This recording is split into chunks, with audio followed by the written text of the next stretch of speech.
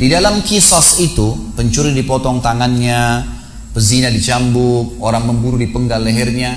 Ada kemakmuran kehidupan bagi kalian wahai orang-orang yang berakal. Kemakmuran kehidupan itu. Baik. Para orientalis, orang-orang non-muslim yang pelajari Islam, pusatnya di Kanada, mereka coba mencari kelemahan-kelemahan Islam. Di antaranya syubhat banyak dilemparkan. Kenapa cerai di tangan laki-laki, kenapa perempuan disuruh pakai jilbab, kenapa ini, kenapa itu. Di antaranya mereka mengatakan adalah Islam ini agama yang keras. Buktinya masa orang kalau buat kriminal mencuri dipotong tangannya, kejam amat. Orang dipenggal lehernya kalau membunuh. Didatangkan isu-isu seperti itu. Dan banyak umat Islam yang terpengaruh dengan ini. Sampai pada saat kita mau bicara, umat Islam mau terapkan syariat Islam. Jangan, itu keras. Itu aliran keras tuh. Orang yang mengatakan potong tangan ini keras, orang dipenggal lehernya keras, teman-teman. Orang yang belum tahu. Dan dia belum mengalami. Bayangkan kalau dia pulang ke rumahnya, dia temukan ada pencuri lagi ngangkat barangnya. Saya yakin kalau orang itu pengecut pun dan ada pisau dekat tangannya, bukan cuma dia melawan, bukan cuma sekedar dia potong tangannya, mungkin dilempar pencuri itu dengan pisau supaya mati. Islam datang bukan itu. Tangkap dia, berikan pemerintah, potong tangannya, gitu kan. Orang kalau pulang ke rumahnya dia temukan, naudzubillah, keluarganya sudah diperkosa oleh penjahat, dibunuh. Lalu dia dengar siapa yang bunuh, kira-kira apa yang dilakukan? Bisa tidur malam itu? Gak mungkin. Dia akan cari tahu siapa yang bunuh, walaupun dia pengecut mungkin dia jadi berani, dia melawan perang antara keluarga, antara suku, macam-macam. Islam datang tidak, tangkap, hukum. Tapi bagaimana cara hukumnya? Saya ceritakan pengalaman yang saya pernah lihat sendiri di Saudi. Saudi negara, bukan saya bicara Saudinya, dengan ada kekurangan dan kelebihan, tapi alhamdulillah masih menerapkan hukum Islam, gitu kan. Yang jelas teman-teman sekalian, malam Jumat, setiap malam Jumat, hampir setiap malam Jumat kalau ada memang kisos terjadi, ada pencuri harus dipotong tangannya, ada orang membunuh dipenggal lehernya, maka diiklankan di TV, di radio, di koran. Si fulan telah mencuri, ceritanya kronologisnya begini, dia masuk ke toko emas, dia curi, diambil kadarnya sekian, kena ayat Allah, pencuri laki-laki dan perempuan potong tangannya. Baik. Sama dengan membunuh juga begitu. Malam Jumat diiklanin si fulan bin fulan telah membunuh dengan cara memukul kepalanya, menusuk perutnya, diceritakan kronologisnya, gitu kan. Maka kena firman Allah, orang yang membuat kerusakan di muka bumi maka akan diqisas. Baik. Prosesnya adalah malam Jumat diiklanin, besok habis sholat Jumat rame-rame. Kalau di Madinah dulu tempat kami kuliah, itu ada sampai sekarang masih ada. Di sisi kalau tidak salah selatan timurnya Masjid Nabawi, kalau dari belakang ada Maktabah Malik Abdul Aziz, perpustakaan Raja Abdul Aziz. Di sebelahnya ada lapangan luas. Di situ teman-teman sekalian, kalau hari Jumat kalau ada kisos maka akan ada polisi berdiri pagar betis buat lingkaran. Di luar lingkaran tersebut ada orang yang akan menonton kisos. Di dalam lingkaran ada orang yang akan dipotong tangannya, ditaruh di atas meja. Orang itu diikat, kemudian algojunya pegang pisau, pegang pedang maksud saya. Kemudian di situ ada 3 mobil. Ada mobil penjara yang membawa si penjahat ini, ada mobil ambulan yang akan merawat dia setelah dipotong tangannya, tidak dibiarkan mati di situ tentunya. Kemudian ada mobil pengadilan yang buat laporan kepada raja kalau kisah sudah terjadi.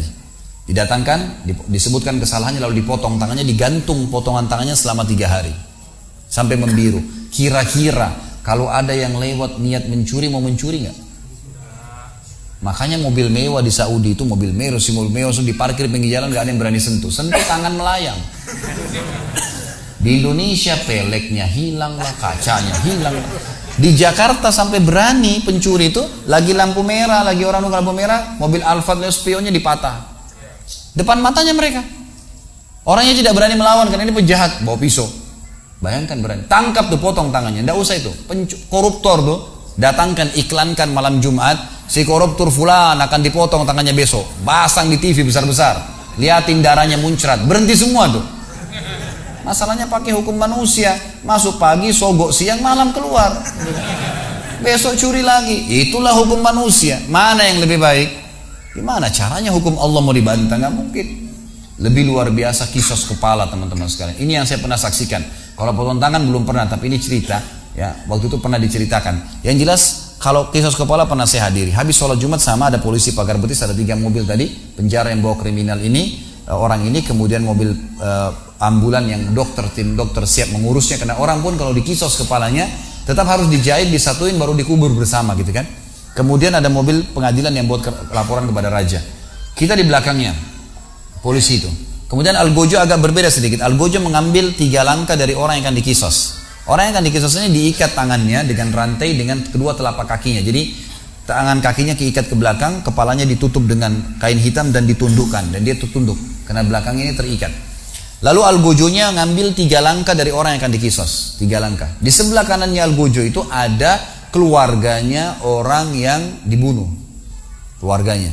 Algojonya jalan langkah pertama, dia lihat ke sana. Kalau tidak, mereka diam. Di sana ada 3 orang, 2 orang. Pokoknya walinya. Ayahnya kah, saudaranya kah, ya, suaminya kah. Pokoknya di sana ada orang walinya. Dia langkah pertama, dia lihat. Kalau mereka diam, dia melangkah langkah kedua. Dia balik lagi, lihat lagi. Kalau mereka diam, dia melangkah langkah ketiga. Dia lihat lagi ke sana. Terakhir pedangnya diangkat. Kalau mereka diam, dipenggal orang ini. Tapi kalau di situ ada 1 orang saja dari 3 orang yang hadir, misalnya memberikan isyarat tangan, tidak boleh bicara. Kasih isyarat tangan, berarti dia memaafkan, tidak jadi kisos. Jadi ini bukan masalah datang penggal, bukan begitu. Tapi yang ingin dititip pesankan apa? Nih, kepada keluarganya orang yang dibunuh tuh, yang membunuh saudaramu, suamimu, ayahmu, ini dia orangnya. Gak ada hubungan sama istrinya, sama anaknya, sama keluarganya. Gak ada perang keluarga, gak ada perang suku, gak ada apa-apa. Dalam Islam anak pembunuh dan anak dibunuh boleh menikah, karena bisa saja orang tuanya buruk, anaknya tidak. Kan gitu. Jadi sampaikan ini orang nih, jangan benci istrinya ya, anaknya gak ada dosanya nih. Ini yang salah nih, kami akan penggal. Sebagaimana dia bunuh kerabatmu, kami bunuh sekarang. Tapi tergantung kalian, maafin silakan, tidak maafin kami penggal. Itu pesannya, gitu kan. Jadi 1 orang dikisos begini, bayangkan kalau ada orang lewat niat membunuh, kalau orang lihat seperti ini, kepalanya melayang. Darahnya muncrat, berhenti dia membunuh. Gak ada lagi preman-preman itu, gitu kan. Kita keluar jam 3 subuh, jam 4 subuh, jam 2 malam di Saudi, gak ada ketakutan sama sekali. Gak ada orang yang hadang, gak ada orang aman, tentram, gak ada apa-apa. Soalnya ini melayang kepalanya, mengganggu melayang. Sentuh mobil, potong tangan, gitu kan. Maka kalau mereka maafin, tinggal orang ini bayar denda saja. Seperti itu teman-teman sekalian. Jadi memang hukum Allah Subhanahu wa taala ini bukan hukum manusia. Makanya Allah mengingatkan, "Wa man lam yahkum bima anzalallah fa ulaikumul fasiqun, kafirun, zalimun." 3 kali Allah ulangi. Siapa yang tidak berhukum dengan hukum Allah, mereka kafir, mereka zalim, mereka fasik. Kenapa kalian masih pilih hukum manusia yang bisa tertipu dengan hukum-hukum itu? Berapa banyak koruptor yang masuk keluar penjara, bahkan penjaranya kalah hotel bintang 5, pasang AC, pasang segala, makan segala macam. Ini apa nih? Kalau zaman Umar bin Khattab sudah hilang semua lehernya nih. Bisa. Jadi Allah Subhanahu wa taala menurunkan hukum itu demi kebaikan.